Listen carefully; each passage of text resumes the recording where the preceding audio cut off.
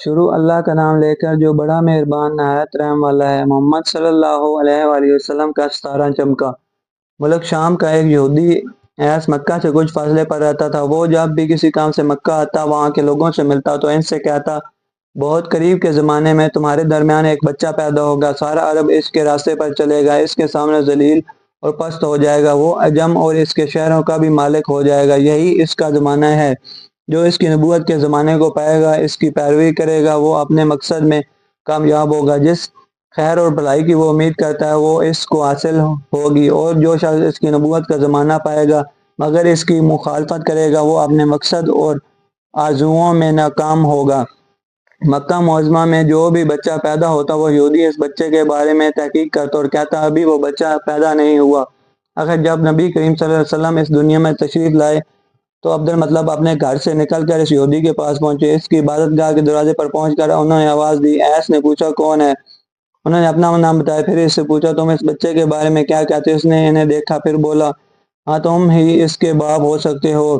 بے شک وہ بچہ پیدا ہو گیا ہے جس کے بارے میں میں نے تم لوگوں سے کہا کرتا تھا، وہ ستارہ آج طلوع ہو گیا ہے، جو اس بچے کی پیدائش کی علامت ہے، اور اس کی علامت یہ ہے کہ اس وقت اس بچے کو درد ہو رہا ہے۔ یہ تکلیف اسے 3 دن تک رہے گی اور اس کے بعد وہ ٹھیک ہو جائے گا۔ رب نے جو یہ کہا تھا کہ بچہ 3 دن تک تکلیف میں رہے گا، تو اس کی تفصیل یہ ہے کہ آپ نے 3 دن تک دودھ نہیں پیا تھا، اور یہودی نے جو یہ کہا تھا کہ ہاں آپ ہی اس کے باپ ہو سکتے ہیں، اس سے یہ مراد ہے کہ عربوں میں دادا کو بھی باپ کہہ دیا جاتا ہے۔ اور نبی کریم صلی اللہ علیہ وسلم نے ایک بار خود فرمایا تھا، میں عبدالمطلب کا بیٹا ہوں۔ یہودی نے عبدالمطلب سے یہ بھی کہا تھا کہ اس بارے میں اپنی زبان بند رکھیں، یعنی کسی کو کچھ نہ بتائیں، ورنہ لوگ اس بچے سے زبردست حسد کریں گے، اتنا حسد کریں گے کہ آج تک کسی نے نہیں کیا، اور اس کی اس قدر سخت مخالفت ہوگی کہ دنیا میں کسی اور کی اتنی مخالفت نہیں ہوئی۔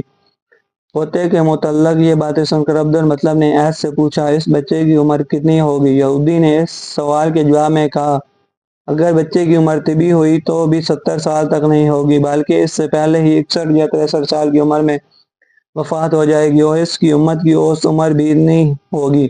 اس کی پیدائش کے وقت دنیا کے بت ٹوٹ کر گر جائیں گے۔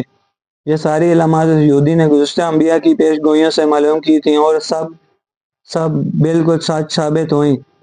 قریش کے کچھ لوگ عمرو بن نفیل اور عبداللہ بن حبش وغیرہ ایک بت کے پاس جایا کرتے تھے۔ یہ اس رات بھی اس کے پاس گئے جس رات آپ صلی اللہ علیہ وسلم کی پیدائش ہوئی۔ انہوں نے دیکھا وہ بت اوندے منہ گرا پڑا ہے۔ ان لوگوں کو یہ بات بری لگی، انہوں نے اس کو اٹھایا، سیدھا کر دیا، مگر وہ پھر گر گیا۔ انہوں نے پھر اس کو سیدھا کیا، وہ پھر الٹا ہو گیا، اور ان لوگوں کو بہت حیرت ہوئی، یہ بات بہت عجیب لگی۔ تب اس بت سے آواز نکلی، یہ ایک ایسے بچے کی پیدائش کی خبر ہے جس کے نور سے مشرق اور مغرب میں زمین کے تمام گوشے منور ہو گئے ہیں۔ بت سے نکلنے والی آواز نے انہیں اور زیادہ حیرت زدہ کر دیا۔ اس کے علاوہ ایک واقعہ یہ پیش آیا کہ ایران کے شہنشاہ کسریٰ نوشیروان کا محل ہلنے لگا اور اس میں شگاف پڑ گئے۔ نوشیروان کا یہ محل نہایت مضبوط تھا، بڑے بڑے پتھروں اور چونے سے تعمیر کیا گیا تھا۔ اس واقعے سے پوری سلطنت میں دہشت پھیل گئی۔ شگاف پڑنے سے خوفناک آواز بھی نکلی تھی۔ محل کے 14 کنگرے ٹوٹ کر نیچے آ گرے تھے۔ آپ کی پیدائش پر ایک واقعہ یہ پیش آیا کہ فارس کے تمام آتش کدوں کی وہ آگ بجھ گئی جس کی وہ لوگ پوجا کرتے تھے، اور اس کو بجھنے نہیں دیتے تھے، لیکن اس رات ایک ہی وقت میں تمام کے تمام آتش کدوں کی آگ آنا فانا بجھ گئی۔ آگ کے پوجنے والوں میں رونا پیٹنا مچ گیا۔ کسریٰ کو یہ تمام آلات ملی تو اس نے ایک کان کو بلایا۔ اس نے اپنے محل میں شگاف پڑنے اور آتش کدوں کی آگ بجھنے کے واقعات اسے سنا کر پوچھا، آخر ایسا کیوں ہو رہا ہے؟ وہ کان خود تو جواب نہ دے سکا، تاہم اس نے کہا، ان سوالات کے جواب میرے ماموں دے سکتا ہے، اس کا نام ستی ہے۔ نوشیروان نے کہا، ٹھیک ہے، تم جا کر ان سوالات کے جواب لاؤ۔ وہ گیا، ستی سے ملا، اسے یہ واقعات سنائے۔ اس نے سن کر کہا، ایک عصا والے نبی ظاہر ہوں گے جو عرب اور شام پر چھا جائیں گے، اور جو کچھ ہونے والا ہے ہو کر رہے گا۔ اس نے یہ جواب کسریٰ کو بتایا۔ اس وقت تک کسریٰ نے دوسرے کائنوں سے بھی معلومات حاصل کر لی تھی، چنانچہ یہ سن کر اس نے کہا، تب پھر ابھی وہ وقت آنے میں دیر ہے، یعنی ان کا غلبہ میرے بعد ہوگا۔ پیدائش کے 7ویں دن عبد المطلب نے آپ کا عقیقہ کیا اور نام محمد رکھا۔ عربوں میں اس سے پہلے یہ نام کسی کا نہیں رکھا گیا تھا۔ قریش کو یہ نام عجیب سا لگا، چنانچہ کچھ لوگوں نے عبد المطلب سے کہا، اے عبد المطلب، کیا وجہ ہے کہ تم نے اس بچے کا نام اس کے باپ دادا کے